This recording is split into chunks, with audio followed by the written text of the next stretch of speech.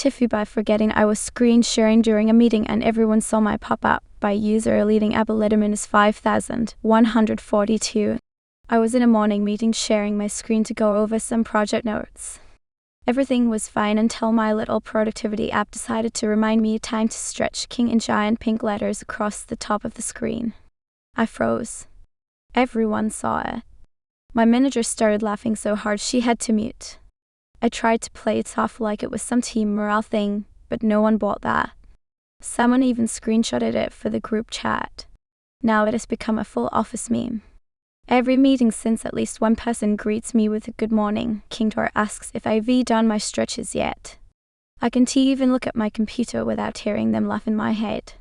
That night while playing my prize I got a text from my coworker that just said Stretch King. No context. Just that. It has been 2 days and they still call me that. TLDR screen shared during a meeting and my app flashed a time to Stretch King to the entire team. Now I am stuck with a new nickname I will never escape. TIFU by not knowing about the no-show rule on flights by user JazzLikeMajor2812. I booked an international flight with one change in a major city. I decided a few days later that I wanted to spend the night in that city before carrying on. I called the airline, but they said my basic fare couldn't be changed. Oh well, I thought, I really want that extra night to visit family, and if it can't be changed then so be it. So I skipped the second segment of my flight and found another flight the next day. This was 1 week ago. Supposed to go home tomorrow but couldn't check in. Turns out that if you know sure you forfeit all remaining flights on the booking. I need to get back. Just spent £5 booking new homeward flights. Anyone commenting, I would love to know if you knew about this. Did you learn it the hard way? TLDR, I didn't know about the no-show rule and it cost me £5. Either the £5 was a panic buy and was for 2 people anyway. Luckily that was a flexible fare, so I have now changed for something closer to £2. Lesson learned though. TIFU by secretly recording my coworkers when I left the room. So I am the only male 34 in an office full of women, all of whom are older than me. I've worked here 3 months and noticed conversations stopping or changing when I entered the room, and lots of childish giggles. None of them really speak to me or include me in things which I am fine with. I probably prefer it that way. But curiosity got the better of me, I suppose. So it turns out they don't like my beard or my clothes, and they especially don't think much of my receding hairline either. Unsettlingly though, on one recording I've made over the course of the week 2 of the women closest to my desk were discussing my wife's appearance after finding her on Facebook. They were complimentary about her at least, but the phrase punching above his weight was mentioned. Oh, and also half of them thought I was gay because I don't wear a wedding ring. So it turns out I work with a bunch of vapid, ignorant, moronic Karens. And I can confront them that I've recorded them because that would be a can of worms I don't fancy opening. Thought I would put my paranoia at ease, turns out I am unattractive and potentially gay. Edit, thanks for all the advice, I can possibly respond to all of the comments. The only bit of advice I'll take is to do nothing, which was always my intent. In the UK it is not illegal to record conversations without permission, although really you should be party to the conversation. But as I live in a country where we don't drag entire families into the street and deport them, I am fairly confident if anyone was ever to find out I would be safe from prosecution. That is a big if though, because as I don't have any intention to do anything with the recordings, they really only serve to furnish me with the knowledge that my workmates have been, as I suspected, talking shit about me. There is nothing I can do about it, and really I am not totally bent out of shape or anything because groups of women always act this way. It is the stereotype for good reason. But now I know who I can and can trust in the office, as it is going to be helpful for my career moving forwards. I think if we were to dig into the moralities of recording people, we could probably all manage to justify our reasons. I've been in my position at the company only 3 months now, and although all I heard was general Karen bitchness, they clearly have these sorts of conversations often enough if I was able to catch what I did during a 10-minute tea break. Moving forwards, nothing changes, however. There has been plenty of what I would term sexist comments and language from this group of women, and I don't intend to sit idly by when I hear it again. A final word though, as there has been a lot of comments alluding to my mental state and looks and so on. I can tell these people how much I appreciate them taking time out of their day working at the men's mental health hotline to call me a creepy, bald loser. It is amazing how having our Reddit posts gain traction for whatever reason brings out all of the genuine dangers to society. Some of the private DMs would make me so glad that I am posting this on Reddit and not somewhere more public. TIFU by paying for Bam Margera to do a cameo by user Pandalongs. It's not really his fault. I'm not hating on Bam.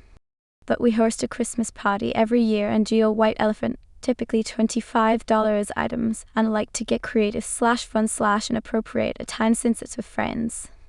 This year I decided to get a third GOAT award and to add humor /value to it, have a cameo of someone congratulating the winner of receiving this award. I've never ordered a cameo before, but seemed simple enough. There were two directions to go, either someone that most /all people would know, which could get expensive, or go with some random for like $5. Both could work, but I decided I would go with a well-known person if it felt right. I was scrolling celebrities, and while there were some great options, most were like $300. But then I saw Bam Margera for $100, and I thought, you know what, Bam might be hilarious. Since it's something inappropriate, he might put a little effort into it. This could be hilarious. Who cares if it's supposed to be a $25 gift? I went into ChatGPT and asked it to write a prompt in the style of Bam for the winner of the award. It did a fine job, and I tweaked a bit and went to the cameo request. Well, your request can only have up to like 250 characters unless you want to pay more money. And even then, it's pretty limited. So I moved away from a script and asked him to congratulate the winner of the award and said it was a part of a white elephant game. The prompt asked who the cameo is for, and I put winner of the 2025 Throat Goat Award. I asked him to hype them up with my last few characters. The creator has a week to send you their video or you get a refund. After 5 days went by, I was kind of like, it wouldn't be the worst thing if he doesn't do it and I get my money. Still, I hope he does it and it's awesome. I checked this morning and my cameo was in my inbox. I watch it and he says, "What, Pandalongs, Bam Margera here at Castle Bam, and I wanted to congratulate you for winning the 2025 Throat Goat Award, the White Elephant Official Award, Throat Goat, rock on." It congratulates me. It's useless. But it technically fulfilled the prompt that I sent, just with some confusion. It looked like I could send a message to thank Bam, so I thought maybe I could clarify and ask him to redo it, but you have to pay to send a thanks. So I cut my losses and take the L. At least when someone is stuck with this stupid award, I can give them the satisfaction of knowing I played myself and paid $100 for Bam Margera to congratulate me for being the third goat. TLDR paid Bam Margera $100 for a cameo on a gag gift congratulating them for winning an award of being the third GOAT as part of a gag gift. He misunderstood the prompt and congratulated me. No refunds, only regrets. TIFU by adopting the wrong cat by user Zero Loss. For context, my cat Juniper has been missing for 3 months. She is an all-black Bombay cat with overly large eyes even for a Bombay. They read almost cartoonish. I've had her since she was a year old, and now she is about 2 years old, and incredibly particular. People say cats don't have personalities, mine does. Juniper hates being picked up, hates the camera, hates a lot of things. Is completely obsessed with 1. Me. 2. Sauces. Dante asked me why. When she got out and went missing for so long, I was devastated and finally had to assume the worst. I found myself at an animal shelter about 45 minutes away from where I lived, looking at the cats. I prefer to adopt cats that are at least a year, if not older, so I was away from the kitten area. Suddenly, I come upon an all-black Bombay cat with overly large eyes. My heart stops. I open the cage to pet her and she puts her head in my hand. I can't believe it. Is this my cat? I try to pick her up and she resists. My mind is racing. It is to be her. She must be gotten her collar off and jumped in someone's car or something. I of course adopt her immediately and bring her home. 2 days later, who shows up at the door but Juniper, still in her collar after 3 months. I couldn't believe it.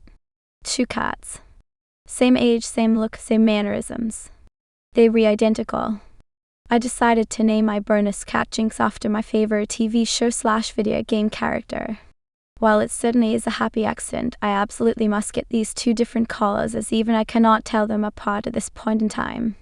TLDR, my cat went missing for 3 months. I thought I found her at a shelter and adopted her. It turned out to be her doppelganger when my actual cat showed up 2 days later.